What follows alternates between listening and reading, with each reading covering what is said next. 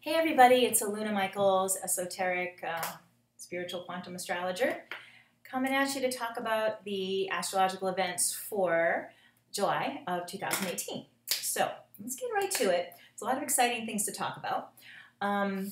We'll take the fun ones first, some intense ones too. So on the 9th of July, the planet Jupiter is going to go direct. Yay! Now, Jupiter, Saturn, Uranus, Neptune, Pluto, they all go retrograde once a year and then direct once a year. So that's what they do. And so we're having that happen. And Jupiter went retrograde in March.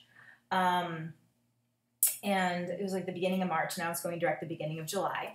When, Jupiter does represent kind of, plans and your sense of optimism and a sense of fulfillment. And sometimes, right when Jupiter goes retrograde, if you were working on something or felt you were like, yeah, I'm getting the hang of this, if it's a job or something in your spiritual process, relationship, whatever, then it can suddenly, like you kind of hit that mark and then you maybe having trouble hitting that mark again, When Jupiter goes forward again, it's a renewed enthusiasm toward that goal, and you kind of pick up where you left off. But, in some ways even better, because retrogrades help us go deeper into whatever that planet's about. For Jupiter, it's a sense of faith, it's a sense of abundance, and realizing like you have everything you need to continue on in that direction you were in. It is going direct in Scorpio, so that can have to do with usual Scorpio topics. Forgiveness, if you're into a strong sense of spirituality, it can be a sense of like merging with the divine or merging with your soul, connecting deeply, again, to the sense of, because Scorpio represents like a kundalini force or this internal generator where there's unbelievable riches within. And Jupiter can be almost like a spring that you're tapping into that bubbling up of energy, whether that's incredible health, incredible joy, a sense of feeling safe in the world. It can also be about financial abundance, all sorts of things like that, a depth in sexuality and a deep connection sexually or emotionally with other people, a sense of trusting enough that you can really blend with another person, and also that idea of blending with your soul or the universe is also kind of Jupiter and Scorpio. So anything you've been working on kind of in that vein that maybe, again, you can't quite get to that same high point again, you can easily kind of move over that. So that's good, and leap even higher with the Jupiter forward. So that's good. And that happens on the 9th. Then we've got our favorite Mercury going retrograde. Mercury goes retrograde 3 times a year, roughly for 3 weeks at a time. So here we go. Mercury's going to go retrograde in Leo. It'll happen on the 26th, and then it will go direct in August on the 19th. But there's that funny part of time where, and if you keep track of this, it's going to retrograde at 23 degrees Leo and go back to 11 degrees Leo. So then we say, all right, when are you going to be at 11 degrees before the retrograde Mercury? And that is going to be on the 7th of July. So sometimes people would say, why is it so funny before the retrograde? Well, it's that they call it a shadow period, or it's like a pre-retrograde period. So things can get a little funny then, Mercury being about plans and, just because the Jupiter just went direct, let's say this, because Jupiter also has that sense of like the big picture plan. Mercury's like the little day-to-day stuff that gets you to the big picture. So you can think, like it really helps you when Mercury goes retrograde to be fully honest with yourself, especially because Leo is like your authentic self. So and Jupiter in a way represents that too, the going forward. So with Mercury going retrograde in Leo, it's like if you have these big plans for yourself, the Mercury retrograding in Leo can be, what do I really think of myself? Like if you say you want to be wealthy and you're trying to manifest, a greater income or something. But if you don't feel worthy, like you think I want it, but the Mercury retrograding in Leo can say, what me do I need to be that fits into that like little puzzle piece that I'm in alignment with my higher wishes? Because you might have moment-to-moment thoughts about, there isn't enough money to go around in the world, or I have bad luck with money, or I've never made that much, how will it happen, or I can visualize it sort of, but I can't see it really, maybe it's a dream I have, and it's not realistic. Well, you can look at the moment-to-moment thoughts, and which Mercury's always, when it goes retrograde, it's examining those sorts of things. So you can kind of look at that and say, oh, let me keep tweaking my thinking so I'm becoming this future person that has this vision for myself. And, and that could be a thing on the spiritual path too, is that people have, like, classically in the history of mysticism and spiritual growth, you can have this high point, like say you meditate for the first time and it's like, oh, wow, I have this incredible experience. And then you can't quite get there again. And it's almost like you get this taste of what's possible, and then you have to adapt yourself moment to moment, day by day, so you can do that all the time, or most of the time, So in a way, the month can be sort of like that with the Mercury retrograde, about, again, who do I have to be to keep my moment-to-moment self in alignment with that possible me, because that me is also me, but I got to make the match up a little better. So that can be a wonderful examination of your thinking and what you feel you deserve, like in a good way, that Leo is about, being kind of the king or queen of your own dominion. And I deserve to feel loved by myself. I'm going to eliminate negative thinking or limited possibility thinking, because it's like, if it's your territory inside your mind, and you were this, highfalutin king or queen, you wouldn't let the riffraff into your palace, So it's like examining who's coming in and why, and are they worthy of approaching the king or queen? And that could be the best way to work with Mercury retrograde in Leo. And you say, be gone, you riffraff thought, or something that doesn't match up to this, the Jupiter moving forward about what I can be, and that thought goes out, and you're able to say, get out, So that can be a wonderful thing to examine about who's in your kingdom, who deserves to be in your kingdom, what thoughts deserve to be in your brain. So that'll happen, the Mercury retrograde. Now we talk about these eclipses. Okay.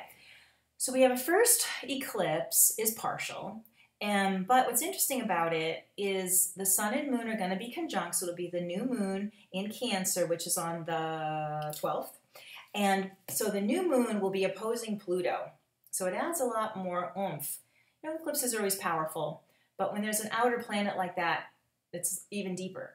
So again, there can be a lot about, because Cancer, the sun and moon in Cancer, and then that Pluto in Capricorn. Cancer, Capricorn can be a lot about inherited family beliefs, the ways you might even limit yourself to not intimidate the family, or even your long-term friends could be seen as family.